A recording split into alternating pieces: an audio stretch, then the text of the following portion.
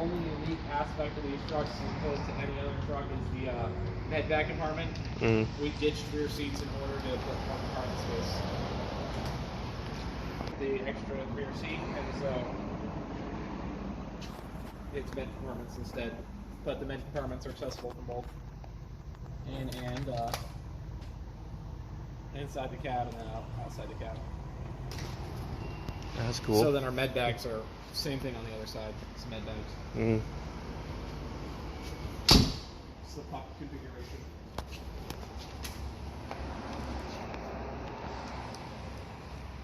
Meg's driving today, so that's Meg stuff.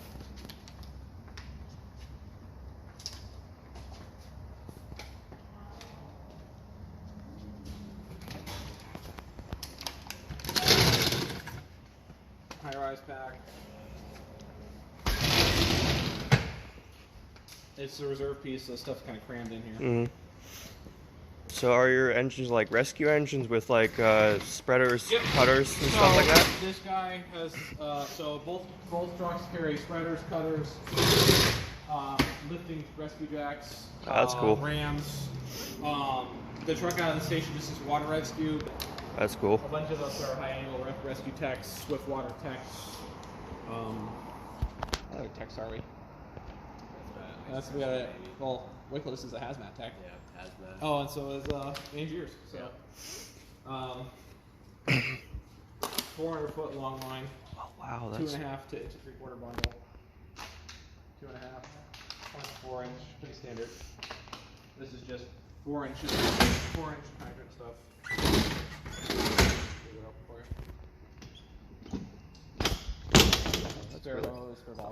That's cool. And then a step to get up there. Yeah, that's cool. And on this side is our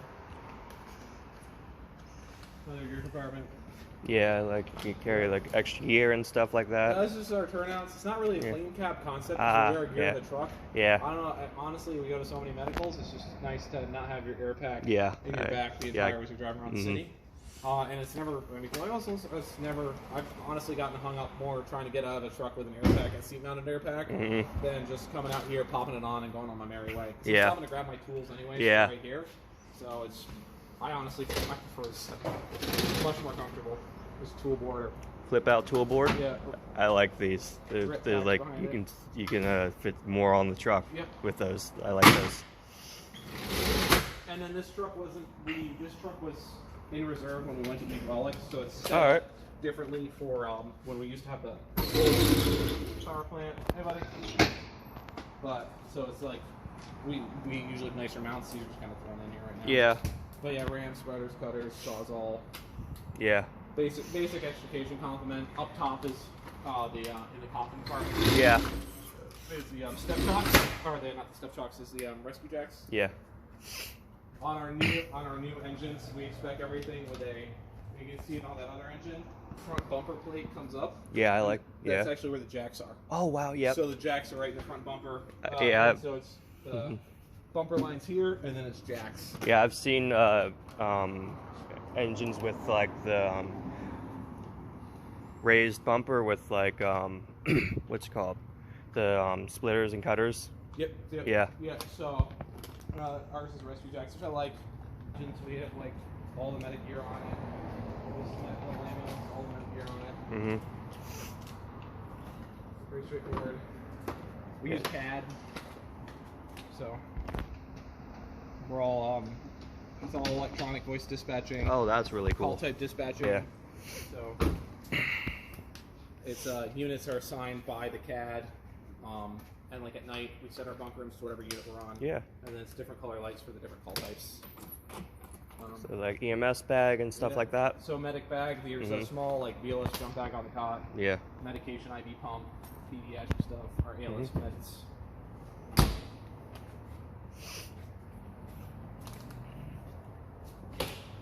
And then the same thing on the other side is the ambulance fire gear department.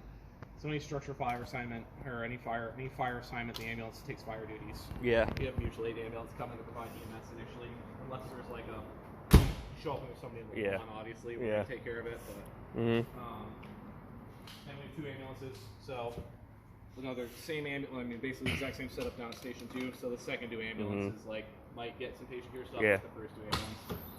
And any reported like car fire, building fire, anything like that, ambulance goes. Yeah, basically just the normal ambulance And inside, ambulance, stretcher.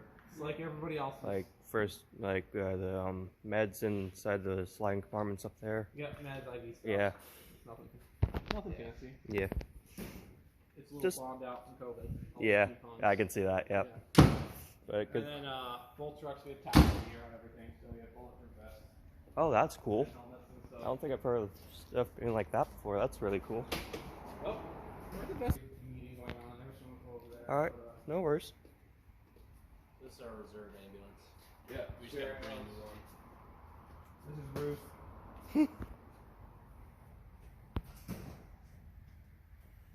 Reserve engine. Our boat from the lake. The volunteer department Southwest has a way nicer boat, so we go out, but they have a landing craft, so we use that.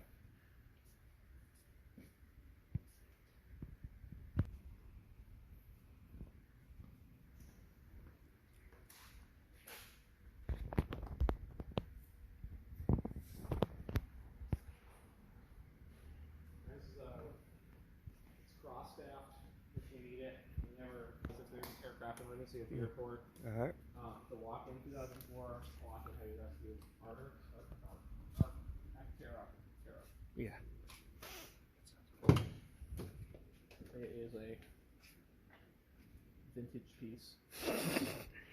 As long as it still runs. Honestly, not much on it anymore. It's we used to do more technical rescue stuff, but we never used any of it. So it kind of shifted away because we just weren't doing it, and the training wasn't really beneficial. But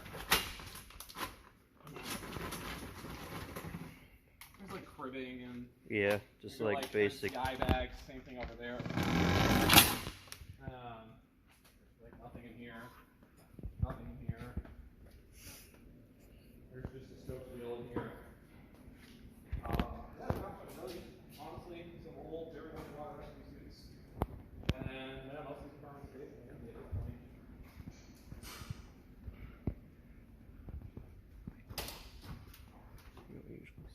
Knock up in the back if you want. It is a great people mover for trainings. We're doing like stuff on the lake. It's great to have a place to change into and out of water suits. Yeah. So honestly, we use it as more of a people mover than anything else. Yeah. But then you can see this is all the stuff for the airport. That's what all the radio heads are for. So this is where if there's an aircraft crash at the airport, this is where all the staging and stuff happens. Yeah. Back of this.